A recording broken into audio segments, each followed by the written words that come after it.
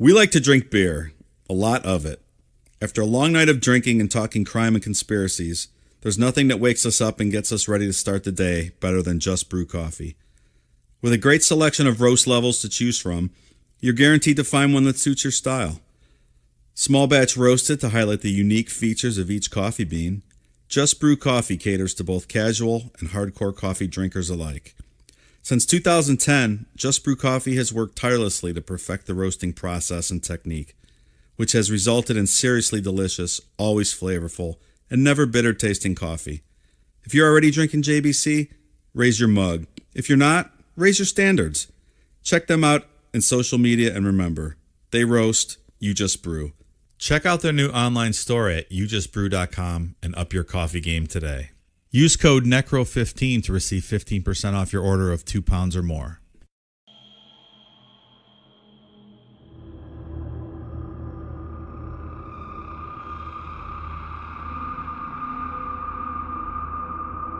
On today's episode, we discuss an egomaniacal, power-hungry man who believes he's a direct messenger of God. Sound familiar? No, we aren't talking about Jim Jones. Today we discuss Roch Theriault and the Anthill Kids.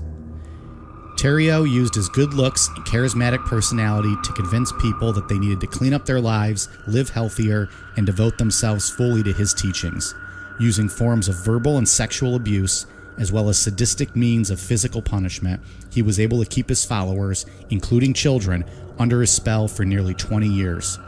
It wasn't until after the murders of 2 of his followers, several years apart, that justice was finally served. I'm Mike. I'm Ian. And I'm Dave. If you thought trepanning was only useful on the living, stick around. This French-Canadian madman found an interesting adaptation. This is Necronomipod. Lifton wrote a paper called Cult Formation. And in that paper, I think he identified what I would call the nucleus for a definition of a destructive cult. One is an absolute authoritarian leader who becomes the defining element and the driving force of a group. Second, Lifton said that you can identify a thought reform program in the group's process. Number 3, if we are to think of the group as a destructive cult, the group would be doing something to harm people or exploit people. And this varies in groups by degree. Favorite flavor of Mountain Dew? Have to pick one. Go. Can't pick original. You can. Oh, Code Red. Code Red. So, can't pick original? Yeah, you can. Code Red. I do not ingest Mountain Dew. It's the most You've never had disgusting one. thing I've ever Stop tasted. It. I mean, it's pretty sugary, but it's delicious. It's awful. You don't enjoy any of them. Have you tried Never. any other than the original? I have not. You're missing out, man. I'm not missing anything. Some of the other ones are pretty good. Pretty good. I'm a Livewire guy. Is that the orange one? It's the orange one. Yeah. Oranges, that's the best. You got to be careful with the Code Red now, because now they have that new like Halo Gamer Red one that's out. Have you seen that one? Mm-mm. It's like a cherry type thing, and like if you're not paying attention, you just see a red Mountain Dew and you grab it. It is not the same as Code Red. I have not had Mountain Dew in a while. You're just drinking Amp last week. Oh yeah, it is made by Mountain Dew. It's Mountain Dew Amp. Yeah. Diet Coke, thanks. All right. Well, what's your favorite flavor of Diet Coke? Now you got all these damn fruit flavors out. Diet Coke. Not a vanilla fan? No. So, okay. Off the top, though, one thing we need to address from last week's episode, you may or may not have noticed, we had some kind of issue with the like a file conversion error, and it seemed to like speed up the audio and almost eliminate any natural pauses or breaks in our discussion. So it probably seemed like the conversation was going very swift. So we apologize. It was something we didn't catch in the editing process or after it was released. But if you noticed, sorry, and we'll make sure that doesn't happen again. We fired our editing guy over it. He's gone. Yeah, fuck him. And I would also like to retract my Game of Thrones statement that about George R.R. Martin being a British author. He is actually from Bayonne, New Jersey. I don't know why I was under the impression he was a British author, but because his name sounds very British. I somewhere picked that up somewhere along the line and thought that was the case, but I was roundly corrected, so apologies on the inaccuracy. So now Ian has been corrected, Dave has been corrected, and then there was one. I have never said anything wrong ever on this show, including but not limited to Lethal Weapon is way better than Die Hard. That's just preposterous, but... All right, Ian. So we're back on the Colts. Yeah, we're back into cults today. This one goes 0 to 100 real quick. This one's just like, it's a basic story, but like you said, it all of a sudden just ramps up into... Yeah. So yeah, let's jump into it. Roch Theriault was born May 16th, 1947 in Saguenay, Quebec, Canada, to father Hyacinth and mother Perrette. Both. So his dad was a flower? Yeah, it's a weird name It's an for a interesting guy. name. It's Canadian. Well, one of the survivors from Jonestown was named Hyacinth, but that was a woman. Interesting. Yeah. Sorry, fact. continue. Both of his parents were devout Catholics and felt it was their personal responsibility to fill the world with more Catholics, so they wanted to have a big family. Roch had an older sister and 6 younger brothers and sisters. Nothing on that. I was waiting for a Catholic. You know, Look at me. I was waiting for a I Catholic personally jab. believe Catholics should practice more birth control and not populate the world with more Catholics, but that's just my opinion. It's a different time, though, Dave. Different time. Roch and his siblings went to a small 4-room school, and they were viewed as, quote, backwoods people by their classmates. None of the Theriault children completed school, and Roch dropped out in the 7th grade. And unlike his siblings, Roch was said to be very intelligent, and after dropping out of school, he focused much of his time on reading the Old Testament and memorizing a lot of it. Like I always say, why read a bunch of books when you can only read one book? He's got that tattooed on his back. Yeah. Yeah, he says that. In Old English lettering. Yeah. Takes up his entire back. Roch's father was really angry with the way the government was running things and joined a militant religious conservative group called the White Brigades. The group would go door to door with pamphlets trying to get people to join their cause. Their main goals were to take power away from the government and banks and give power money back to the people, which, if you knock out the religious thing, it's a decent idea, I guess. Sure. Can't argue with that. But Roch was forced to go on these door-to-door trips with his dad, and it really embarrassed him, and he quickly started to resent the Catholic Church. Hi, my name's Roch. Do you have a few minutes to talk about our Lord Jesus Christ and the banks? As Roch got into his teen years, he was said to be really physically fit and have no problems getting girlfriends with being very charismatic. So he was a hot dude then? Yeah, that's what I hear. He married his first wife, Francine, when he was 20 years old in 1967. They moved to Montreal, where he worked cleaning chimneys and inspecting furnaces. They had their first son in 1969 named Roch Jr. Francine got pregnant again in 1970, but around this time, Roch began to suffer from extreme abdominal pain. That comes with marriage. Yeah. Just agonizing pain. That's a bold statement. Okay. JK. He was diagnosed with stomach ulcers that required surgery to fix. Also part of marriage. Sorry. He ended up having to get a large portion of his stomach removed. And at this time, he started reading medical books, which he became really obsessed with. And especially with the surgery part, which is kind of foreshadowing into what he does later on in the story. Well, that's a little ominous. By the fall of 1970, he had to get another surgery for his stomach, and this time they removed even more of his stomach that he had left. So it's more than ulcers at this point, right? Did they pull part of your stomach out for ulcers? I mean, it had to be some brutal ulcers. It's also back in the 60s or 70s too. I don't know where they've come with the ulcer treatment this day and age. Yeah, that's terrible. But his pain never went away from this, even though, with all these surgeries. He turned to painkillers and then alcohol because he said the painkillers drained him mentally and physically. Did he have a colostomy bag as a result of this? I don't think so. Okay. But I feel like alcohol, if you're missing a bunch of your stomach from ulcers, I feel like alcohol would just tear up your stomach. Probably wouldn't be the best thing. Yeah. Probably make it worse. Absolutely. Roch's marriage with Francine started to fall apart when Roch just up and quit his job to start selling handmade furniture, which he was not successful at. I was thinking about doing that. Just quitting your job Yeah, and just make some handmade furniture. Yeah. It's like ottomans and stuff. yeah, Is that a good idea? go for it. I think the only thing I'd be able to make is TV trays. Just 4 legs to a flat board. Well, folding with a hinge, or you can't. No. This is it's and then not easy storage. It doubles as an end table. Just nail it right down into the top, like right into the top of the leg. And it's just, that's all it is. Yeah, could also be a stool. Well, multi-purpose, right? Highly functional. That's why we charge you $450. I wouldn't be any better than that, so it's all right. His stomach pain mixed with heavy drinking also caused him to get extremely angry and mean with Francine. There was nothing about him being like physically abusive. He was just a really mean drunk. He's probably in constant pain too. Yeah. So no one likes an angry drunk. No. We like fun drunks in this show. We're fun drunks. Soon the family had lost their house to the bank, and Francine left him because his furniture business was not working out. It's like, how many fucking sofas did you sell today, Roch? Sell any futons, you fucking asshole? Well, it said he was trying to sell them in a bar too, like a local, like to people just drinking at a bar.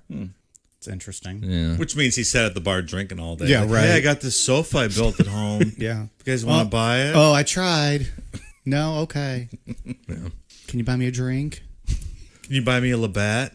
It's Molson. Up there, it's called Molson. Up there, it's just called Canadian. If you need to order one, fun fact. Isn't Labatt Canadian? Also, yes. Okay. Yeah. Sorry. I prefer Molson. Okay. You know, if we're gonna have a Canadian beer conversation, I'm sure there's plenty of other good ones. My only experience with Molson was when that guy came over here and puked everywhere from drinking Molson Ice. That's what you get for drinking Molson Ice. There's probably still puke in the bathroom. That shit was everywhere. Oh, yeah. There was another good one. Our friend Catherine told me about that I had in Toronto, and I can't remember the name of it now, but it was pretty tasty. That's the end of that story. Yep. All right. Okay, great. I found $10. In Toronto, you found $10? Yeah, it's just a joke. It's what you say at the end of a bad story to make your story better. And then the fact that I have to explain it makes the story even worse. So, Roch's wife left him. Yeah, and then because he was an attractive dude and really charismatic, he quickly rebounded from the divorce and married his second wife named Giselle. They were happy for a while until Roch started talking obsessively about religion and God. After reading tons of books on religion, Roch settled with the Seventh-day Adventists. He was drawn to the fact that the SDA believe in word for word on the Bible. Like, there is no room for error with the Bible. It's word for word with them. Well, that's how the Bible should be taken. Right, I Dave? I agree 100% because, you know, a bunch of goat fuckers who didn't know where the sun went at night, you should absolutely base your life on whatever they had to say. That's just my opinion. I could be wrong. The views and expressions communicated on this show do not reflect that of Necronomicon. Viewer discretion is advised. Or our sponsor. I can't even get through it without laughing. I saw not a while ago one of our favorite comics, Jim Jeffries. Oh, he's fantastic. His quote, he said, "The Bible should be one page. Don't be a cunt." That's it. So I try to live by that creed. He's so good. So I believe these Adventists are teetotalers. So did our friend Roch stop drinking? No. Well. Yeah, no, he did not stop drinking. But he did. You mean a hypocritical cult leader? Right? No. That's never happened before. Never. Roch became one of the best recruiters for the church, using his charisma and good looks to get new members. He also began giving sermons at the church that began to attract women followers. So it sounded like women were just coming for him, not really what he was saying, just to be around him. Well, obviously they smelled what the Roch was cooking.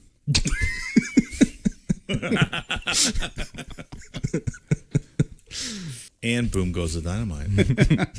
We need to get that sound clip and just put that in a random place. Right? With his ego getting bigger, Roch started to believe that he was a direct messenger of God and had been given special instructions to guide people in the second coming and the eventual apocalypse. He also took to the holistic beliefs of the SDA, which is the healthy lifestyle, no drinking. Well, he continued to drink, but the no drinking, the eating clean. He wanted everyone else to stop drinking, but right. The rules didn't apply to him. He started this program of detoxification to rid people of alcohol, cigarettes, all that stuff before the second coming. This is where his popularity really started to grow. He traveled around spreading this message of this detox program. And when he went around, started talking people into quitting their jobs and just leaving their families and to follow him. So this is where it's starting to like teeter on the line of being a cult. Because that was just like Jim Jones did. People would just up and leave their lives to go follow him. Yeah. Yeah. He grew a huge beard and let his hair grow long. That couldn't have been good for his good looks. Well, he had this whole guru look now, and it made it even more of like a guru or a guru. What did I say? I think you said it right. Did I say it right? No, don't some of these guys call themselves the guru? Oh, I don't know. I'd not heard that. Really? Guru. All right. Like an extra special guru? Right. It's when you reach like the epitome of guru-iness. I'm a guru. But yeah, Sorry, I was not correcting your pronunciation. Well, he had this whole he gets off that look like, oh, that dude must be something important or something different, like what's going on with that dude? Because he looks like Forrest Gump by the time you get stopped running across the country. Yeah, kind of. Yeah, kind of. So he was gaining more followers, and as he was gaining more, tensions with the SDA, the Seventh-day Adventists, grew. Roch and his followers were expelled from the church, and he was promoted, like when he went around to these things, he was promoting as, I don't want donations from you. He wasn't going for money with people. Like a lot of cult leaders, it's based on money. He was saying just give whatever you can, and he claimed that that's why the SDA was getting pissed with him because they wanted donations. So he made them be the bad guy. Yeah. They always need that enemy. Right. Yeah. Oh, yeah, for sure. Well, and you got to be pretty wacky to get expelled from this bunch of kook Adventist church, right? Yeah. Well, they're on the fringe, right? And they were getting worried with him too, talking about how he started to claim that he had met God personally. So they were getting a little like, Roch hey, started saying that? Yeah. So they were like, hey, between whatever's going on with you, with all these people following you, and now you're claiming to actually speak to God and you actually met him, then, Yeah, Ixnay on the eating May with Isis J. Yeah. Well said. Can you do a whole podcast like that? But they moved on and just continued to travel around spreading the detox plan that Roch had come up with. And around this time, he started to implement rules into the group. He said that the group had been chosen by God and that unbelievers were evil, demanding that followers cut themselves off from the outside world, including friends and family. And he also wanted members to all wear the same clothes. So now you're getting into the cult blueprint. I mean, we've heard it before, right? Right. Cutting yourself off. No individualism. Right. He was using quotes from the Bible out there to justify leaving, cutting people off. On June 5th, 1978, Roch decided to pack up and leave and go live in the Gaspé Peninsula. He claimed that his decision to move was on his own, just to go by himself. But the group followed him there, keeping the movement alive. And that's bullshit. Did all the followers... They just followed him, and he was like, I didn't want anybody to follow me. After he moved, he was like, I didn't want you to follow me. Yeah. Yet he had never said anything to them otherwise. Right, which is absolute bullshit. He's like, all right, I'm going to disband, but no, all right, if you guys need me. Right. All right. So they began to build a compound in the woods as far away from civilization as possible. And this is where they got their nickname from townspeople. Started calling them the Anthill Kids because of how hard they were working. Like, sounds like a gang from the Little Rascals show or something. The Anthill Gang.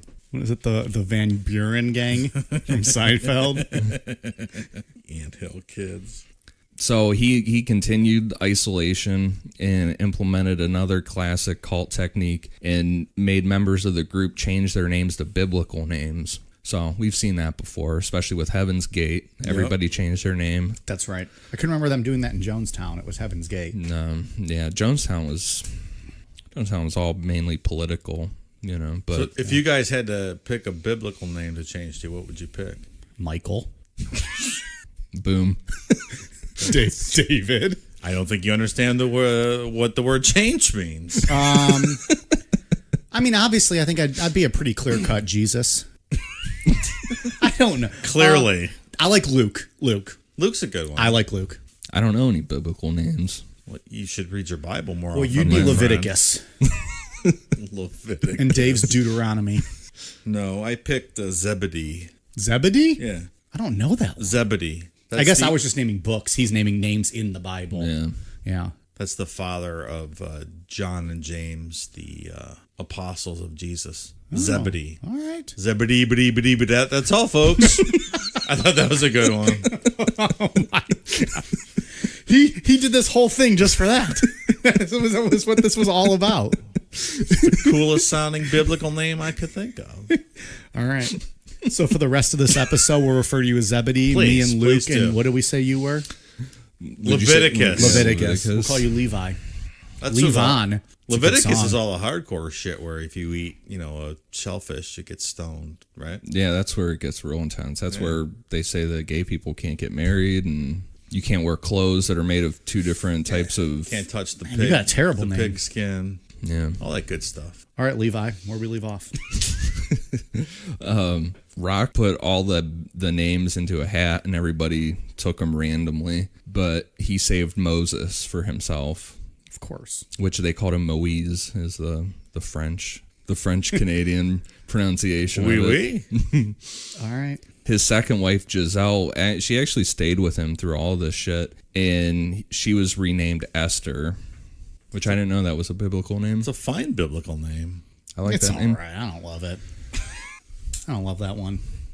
You're not a fan of Esther? I'm not. What are you going to do? What did she do in the Bible, Esther? I have no idea. I just don't like the name. It's not her personally. Okay. Whoever Esther is, I just don't love that name. Although I don't know if there's a lot of good female names other from the Bible. Like the dude's got all the cool names. Mary. Yeah, I mean... That's the only person I... Right. If you're going to go with one, I guess you go with that. That's the only one I can think of. Eve, she was pretty sweet. Oh, yeah, Eve. Eve's an all right name. Mary Magdalene, she was hot. Well, we touched on Mary, though. I guess you can go with Mary Magdalene, too. All right. Esther. Yeah. To keep authorities out of their business, Roch registered the commune as a church, which Canada has really loose laws on being able to register as a church. Or at least they did at this time. At this time, at least, In the yeah. 70s. You could just basically say, hey, I'm a church now, and you're good to go. We are the church. Old church scam. We are the church no taxes, of and we'll do whatever we Necronomicon. want under the guise of religious freedom. And Yeah, because that's what we'll see later on is what is a big problem with the authorities getting involved with them is the religious freedom. They don't want to fuck around with that and get themselves in trouble. you can do anything you want if you're under your religious beliefs. That's a big part of why Jonestown got as far as it did. Absolutely. Because the government didn't want to fuck with those right. laws. And on top of that, he had all his connections politically. Yeah. Yep. So in early January of 1979, Roch fathered the first of the children to be born into the group. This child was the first of 26 that Roch fathered himself with 9 women in the group over the next 12 years. He's got some good swimmers, this guy. It's a potent rock. I take care of my kids. Not Chris Rock. Sorry, I went off on a tangent there. Different rock.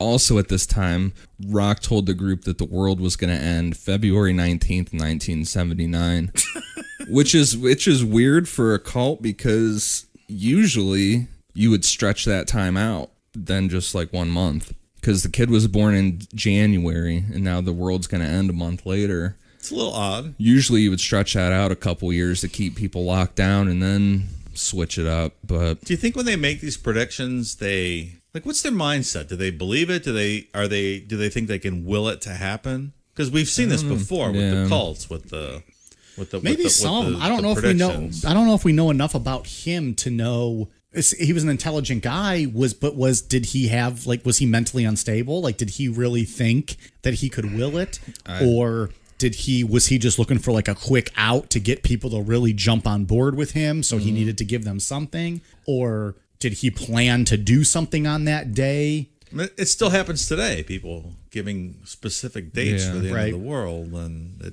never happens. I think some people do genuinely believe their bullshit and think that it's real. I mean, I think Marshall Applewhite fully believed that. He did it several times, if I remember. He's like, "Oh, I got updated information."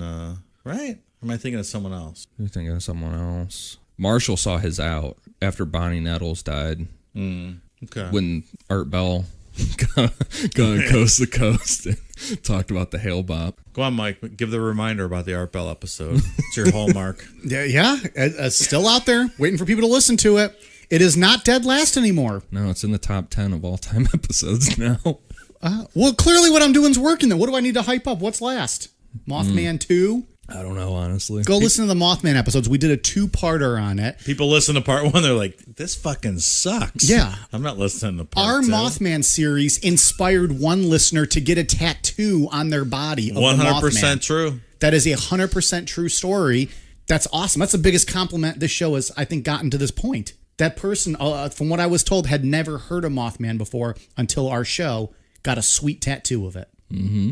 Go listen to those episodes, people. 1 and 2. Don't forget there's a part 2. That's where all the good stuff is. And then when you're done, go get a Richard Chase tattoo and send us a picture of it. Yeah, the picture that we posted on our Instagram. The orange jacket. In the orange coat. Get that tattooed. I dare someone to get that. If someone gets that tattoo on their body, they can come sit in studio with us as many times as they want and do the show. Yeah, that's a bold offer. Get the tattoo. Come on. We will not pay for your airfare or your lodging, but you can come sit with us and we'll provide the beer. Seems like a I good think that's deal. fair. Yeah. I would do it. Okay. All right. Well, see if anybody. Dave's going to get the tattoo now. And then that'll just be the end of the game. He sits in with us every week. So when this doomsday prediction that he had obviously didn't happen, he got around it by saying that he had miscalculated God's time with Earth's time because they're actually different. Oh, that makes sense. God's probably on the Julian calendar still, so it didn't work. Yeah, I don't know. But here's what's interesting about this, though. I think this is the first time in any of our cult studying that Roch at least admitted he was wrong. He made a mistake. They never do that. They always have an excuse for something. No, this is all bullshit, but he's at least saying, "Oh, it was my fault. I miscalculated." Yeah, but he's saying it was. There's different times. Right. But again, he's taking the blame. He's not swerving the blame. I don't know if I'm looking at it like that. He's saying he miscalculated. Every other one, they have some kind of swerve. I would classify this as a swerve. But he's saying he had miscalculated it. Okay. All right. He didn't take into account. All right. He didn't realize there was two. I don't know if he didn't realize there was 2 different times or he didn't account for that. Either one, he's saying he made a mistake. I'm giving him credit for that. In all fairness, too, his group is not very big, so it's not like he's convincing hundreds of thousands of people like Children of God or something like that, because David Berg had made some doomsday predictions throughout time. Maybe that's who I was thinking of earlier. Okay. Yeah. Somewhere after this inaccurate doomsday prediction, Roch began to implement brutal punishments to the members of the group who disobeyed. He started to issue punishments for members that wanted to leave, he thought were spying on the group for the government, or just because God told him to punish the person. So they didn't do anything wrong, just God said that needed to happen. Interesting. Yeah. God's not very nice. And I'll just say right now, this is where you're talking about how it goes from 0 to 100. 0 to 100, yeah. Yeah. And I also remember, Dave, we're talking about Old Testament God, too. He was much more ruthless. Well, he was the better God, Old Testament God. Well, more creative. He was the more ruthless one, too. People lived in whales' bodies for 3 days. They defied physics, the laws of physics. It was much better. Although I gotta say, Jesus also defied the laws of physics by being resurrected. Yeah. So, It's all about preference. Your book of the Bible. Well, and Roch preferred to abuse children. Yeah. So the punishments for the kids included him verbally berating them while holding a knife to their throat, and also sometimes nailing them to a tree crucifixion style while other kids threw rocks at them. Literally nailing? Like with Literally, nails? Yes, with nails through their hands. It's not great. No. For doing what? What were these kids even doing? Nothing they could do would deserve this. No, a lot of his punishments, like I said, they were just if God told him to do it. So he would just make that up. He'd wake up drunk and angry. Yeah. And want to hurt a kid. Right, pretty much. Adults were punished, and it was usually with beatings from other members, but sometimes Roch would do the beatings himself with a belt or a hammer. So it's kind of Jonestown-ish, right? Having the other members do the beatings? Yeah. Yeah, but he's taking it up a notch using a hammer, like beating people with a hammer. Yeah. Or he would hang a person upside down from the ceiling in the cabin that they had built and pluck each of their body hairs out individually. What the fuck? With tweezers? Yes. Okay. Yeah. So to make money, the group sold baked goods door to door, and when a member didn't make enough sales, the punishments usually got more extreme, if you could believe that they were more extreme than that. Tell us, Ian, what did they do? This guy loved selling stuff, didn't he? He's With the all about just furniture selling and now shit. the baked goods. Yeah. And now because he sucked as a furniture salesman, he's putting pressure on these people to sell their fucking cookies and brownies. Yeah.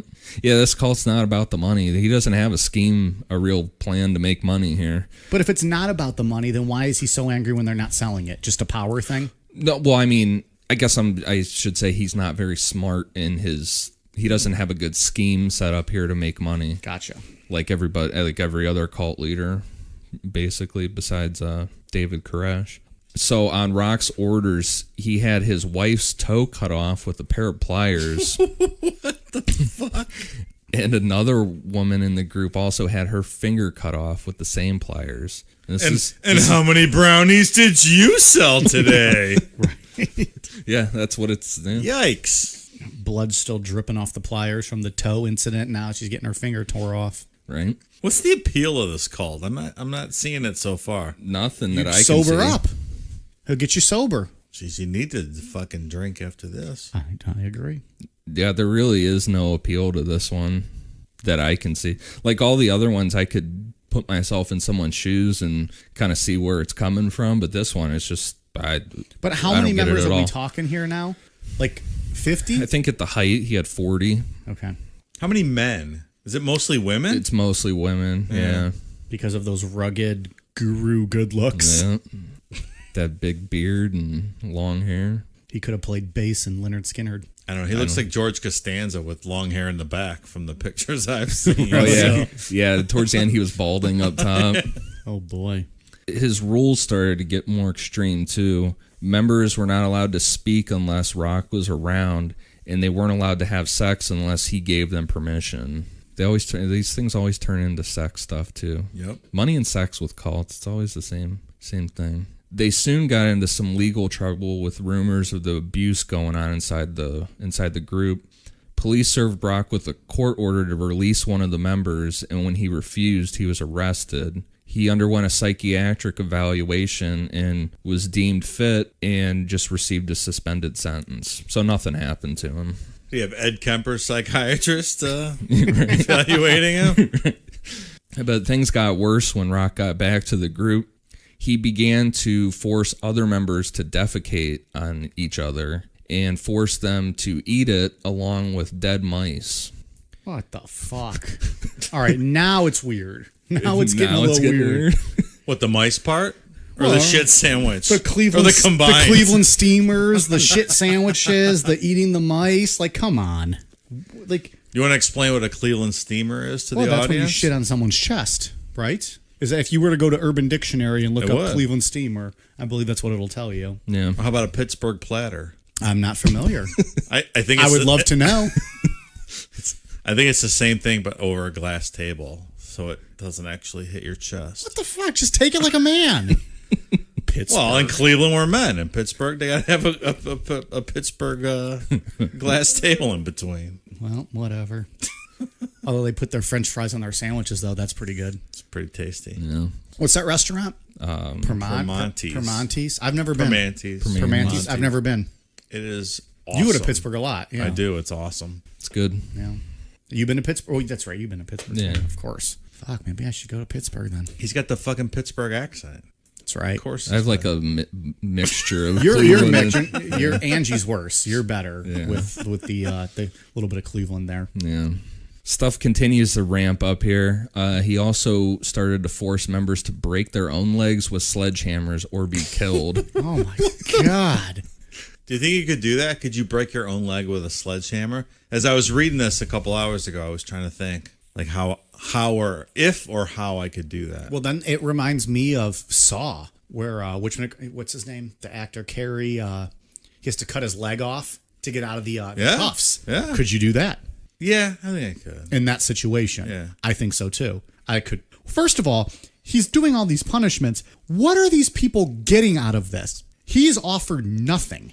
I think at this time when the shit's getting like this bad, I would assume that you would fear for your life at this So point. it's literally I could just he's holding like a gun to you saying, break your leg or I'm going to shoot you. Yeah, but well, not a gun. I don't think they didn't have any guns, but I think he's demonstrated that. I mean, Just beating enough people of with a hammer. force.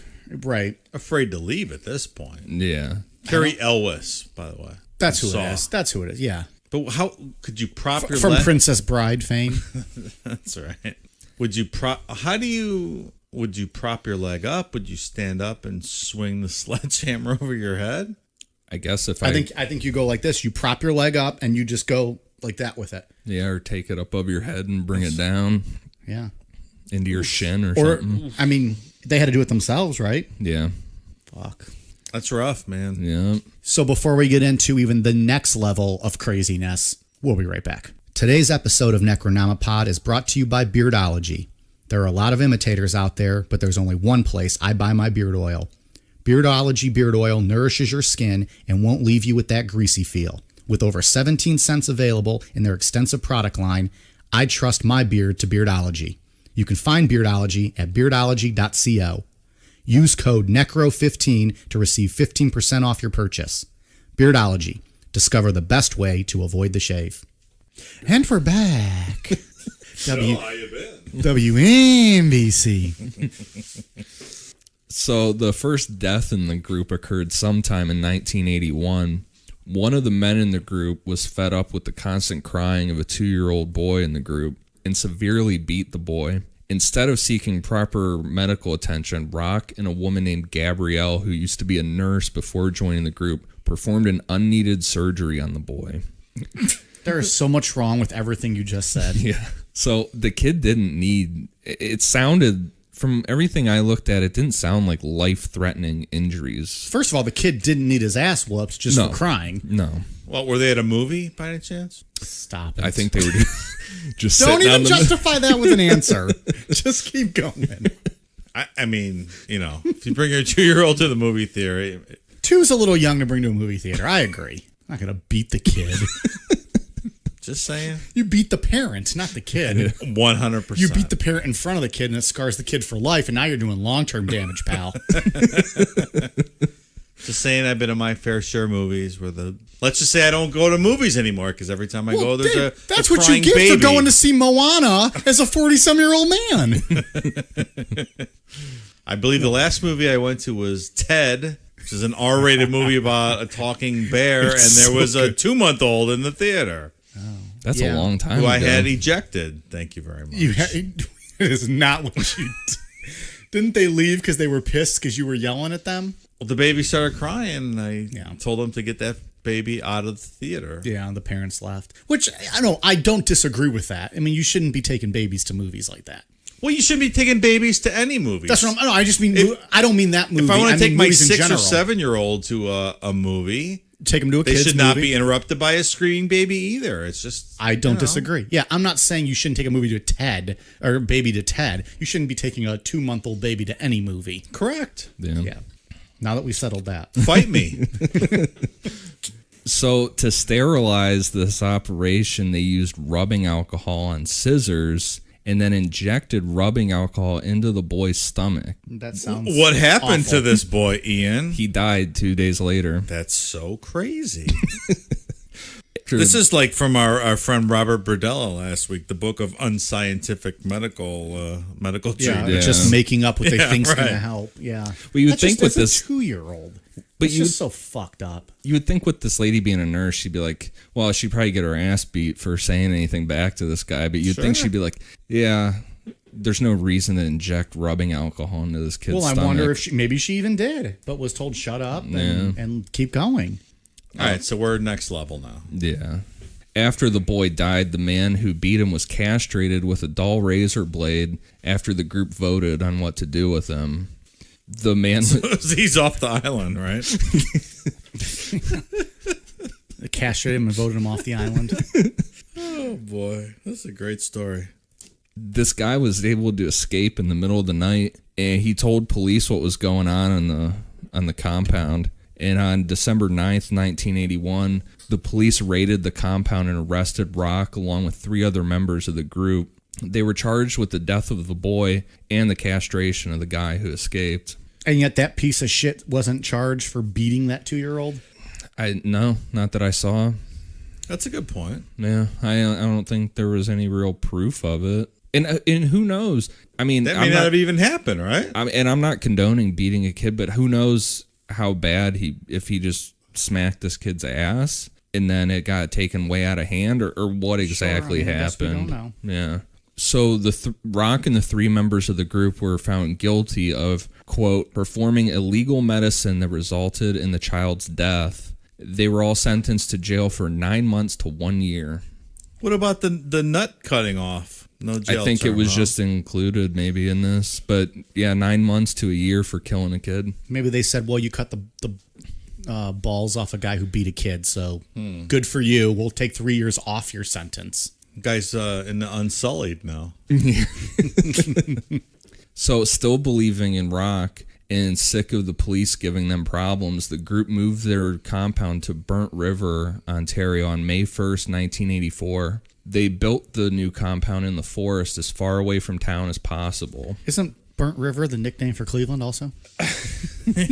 Yeah, I think it The might river be. that burned twice, as we alluded to last episode. Was Mr. Muggs the foreman in constructing this compound in Burnt River? Ooh, if they wanted it done right, he would have been. This might have been past Mr. Muggs' time. Yeah, a couple years passed. Untimely death. Oh, he was here a couple weeks ago. What are you talking about? Yeah, but we resurrected him. It was 1984. He was still dead. We can resurrect Mr. Muggs at will. Dave did it. Tapped in and brought him here, and It's a special talent, fellas. yeah. Remote Blumpkins and resurrecting monkeys. That's my specialty. God speaks through what's your name? Badiah? Zebedee. Zebedee. So in 1985, another child died in the group. With Children's Services already having Roch and his group on their radar, they investigated the death, and an autopsy determined that the baby had died from SIDS. But there's other rumors or reports that the child was actually left out in the cold to freeze to death by the mother in hopes that the child wouldn't have to suffer any abuse from Roch. Wouldn't they be able to tell if the child froze to death, though? Yeah, You would think they'd be able to know that. it was a baby. It was like a baby, But so I you don't would know. still think they'd be able to know, I would imagine. Yeah, I'm not sure. Like if the skin, turning blue or whatever, showing Right. signs of extreme cold, still fucked up. Yeah. Shortly after this, a young boy was able to escape from the group and make it into town, where he told police of sexual abuse that was going on towards the children from Roch.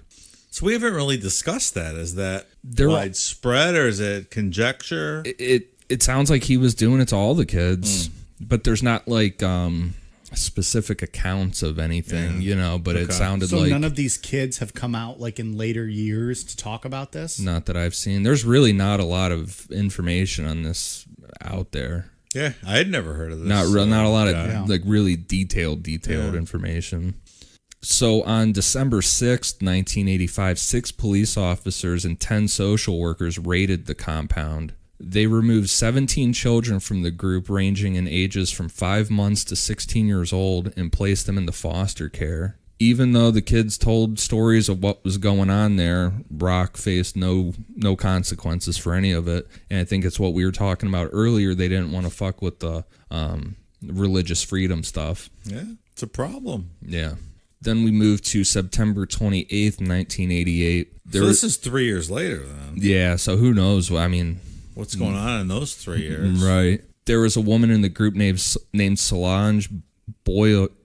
Boyard, yeah. It's French, man. It's French. Solange Boyard. She was complaining of an upset stomach. Roch stripped her naked and laid her on a wooden table, punched her in the stomach, inserted a plastic tube into her rectum to give her an enema that was made of molasses mixed with olive oil. He then cut open her abdomen and with his bare hands ripped out some of her intestines and then made that Gabrielle lady that was a ex-nurse stitch her up. But surprise, Solange died the next day. Well, it's kind of weird because that's what happened to him, right? He lost part of his stomach. Is he kind of... Yeah, I didn't even think of revisiting that upon her? I don't know. That's weird, dude. That's like none of this makes sense. There's no connection with any of this. No. It's a lot of random crazy stuff. Yeah. Yeah, it's just brutal. So claiming to have the ability of resurrection, Roch drilled a hole into Solange's head after she had died and masturbated into the hole, claiming this would bring her back to life. Well, okay. So I referenced that in our opening monologue. Yeah. So he's come up with a new version of trepanation. Yeah. Trepanabation. Master trepanning. What do we want to call this? I don't want to call it anything ever again or think about it. He's an innovator. He's taken trepanning and masturbation and combining the two into a new art form. He made his own fucking glory hole here out of her skull. Yeah. This is very strange. So wait, here's the question though. Yes. Did he resurrect her? No. Oh, you don't say. Did she come again? He probably did. He did this for a total of 3 days, and when she didn't come back to life, Roch took out one of her ribs and made it into a necklace, and then had the other members bury her in the woods. Because that's what you do. But this is like getting to a savage type of situation. Yeah, this is now. where I would invite our listeners to sit quietly in a room and try to envision what the scene looks like in this, with this corpse, the hole in her head, and this bald, long-haired, bearded gentleman busting a nut into this hole in her skull. I can't wait to see what this guy looks like. I mean, this is this is next level craziness. It's like for 3 days. Yeah. It's like some weird, not even medieval, like before medieval times, like savage type of idea here. Yeah. And then to wear her, and then to make a necklace and just hang her rib bone off of it. It's just, it wild. Makes none of this story makes no sense. This is the weirdest cult we've talked about, and we've talked about fucked up cults. Yeah. This one there's no rhyme or reason to anything. Yeah. There's no reason why people would follow this guy. They're getting nothing out of it.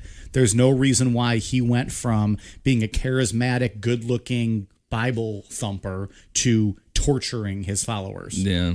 It just seems like somebody that had really sadistic ideas and stuff and was able to realize whatever fantasies he was having. How about trypanoejaculation? You guys like that one?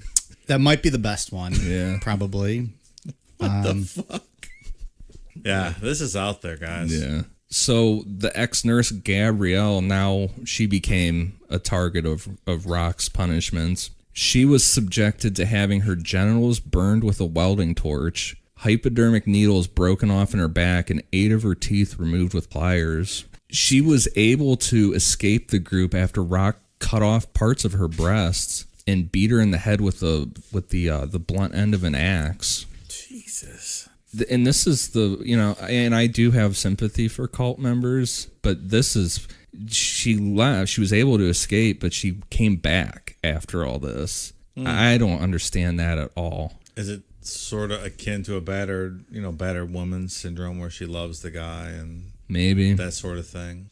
Yeah, I don't know, because I've never been in that situation, so I'm not going to... Sure, but I mean, getting welding torch your genitals and cutting your breast off, that's beyond the pale, I think. Yeah.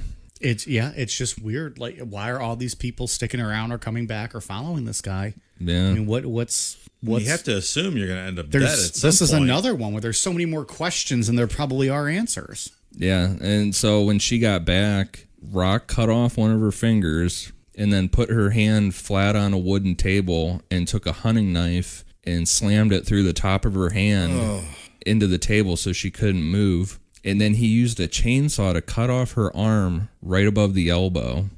Jesus Christ, this guy. Oh, God.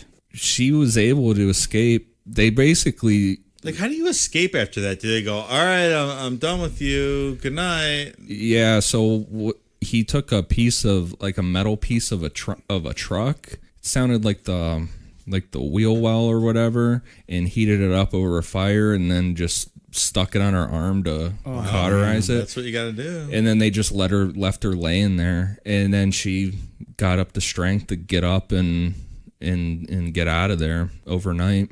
It's just a hard scene to visualize. It's it's straight out of a horror movie. It's like Texas Chainsaw shit. Yeah. Leatherface.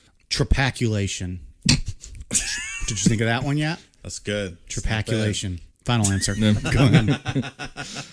So he was arrested once she got out of there and was able to tell the police what was going on. And this just completely dissolved the Anthill Kids group. Roch was found guilty of the assault on Gabrielle and received a year in jail. A year? Yeah. This girl's body is just disfigured, disformed, and tore up, and he gets a year in jail. Yeah. Most of the members had completely just abandoned Roch once he was sentenced, but he did end up fathering 4 more kids with the remaining female members during conjugal visits in jail. These are like the lady who fell in love with Richard Ramirez when he was in jail that he ended up marrying. Yeah. Remember that? Was she gonna kill herself when he was executed? Yeah. And then she did not. No. These were like cult members that just kept visiting him, right? Yeah. But I'm just saying, like, they were just so enthralled with him and loved him.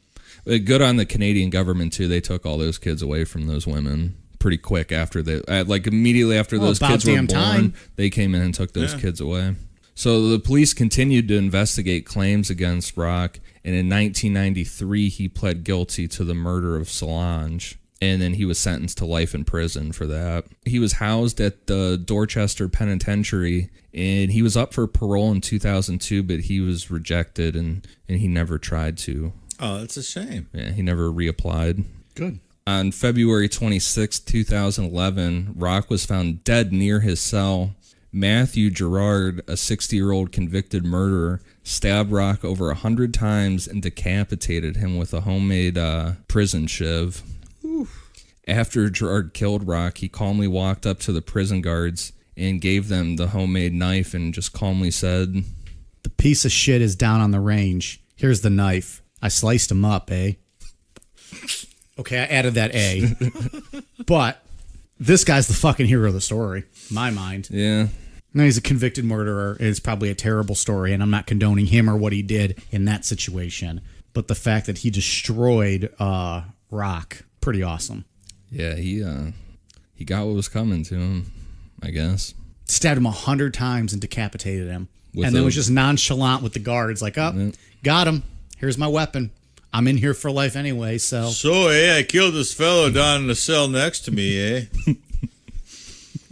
And then they went and ate poutine. And had a Molson Canadian and a Labatt Blue. There you go. Yeah, and that would have to take a lot to decapitate somebody with a homemade knife. Yes, it would. Well, this was quite a story. Yeah. I had never heard of this before. Yeah, I don't think a lot of people have. I don't know. It just popped in my head the other day when we were... I like these obscure ones I have never heard of before. Well, and this one was like short and sweet and touched on like the greatest hits of cults, like an egomaniac who's wanting power, sex addict, drug addict. Mean father, Catholic upbringing. Right. Abusing women, kids. It's the blueprint. Threatening with their lives, making them hurt each other. Yeah. It's, it's cult 101. And then it just takes a major turn. And then gets even worse. Yeah. I don't know. It just popped in my head the other day when we were... And it had trypanoejaculation. Trapaculation. It flows, I think. I like it. New shirt idea. Did you make the Urban Dictionary entry yet? I did not. Someone will do it for us, though. One of our loyal listeners will do it for us. Yeah. And if they don't, they'll have to break their own leg with a sledgehammer. Ian, you got anything else on Roch Theriault? Nothing else on Roch. Dave, you got anything else on Roch? Nothing else on Roch. This I don't even know what to say.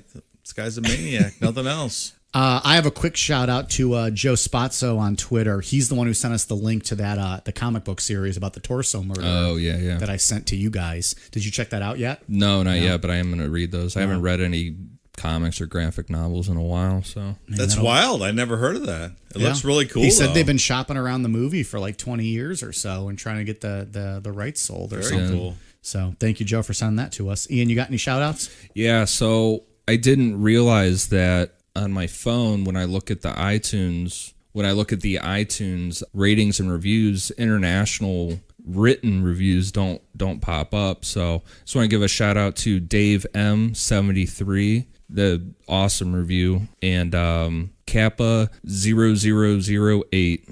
So thank you guys for the reviews. Yeah. We'll have to start checking that now to get some of those international reviews. Yeah. It's fucking badass we're getting international reviews. Yeah. Yeah, Dave M73 from Australia gave us an awesome review. It was a fun one. That was a great one. Love that guy. Called out me for my shoes, called out you for your 90s boy band knowledge. Well, I feel like he was envious of my 90s boy band I don't think he was envious at all. No, that's not accurate. Well, I disagree. Anyways, Dave, you got any shout-outs? Shout out to my friends Ed and Lisa. Thanks for listening. All right. You guys ready for a cool down beer? Cheers. Let's go.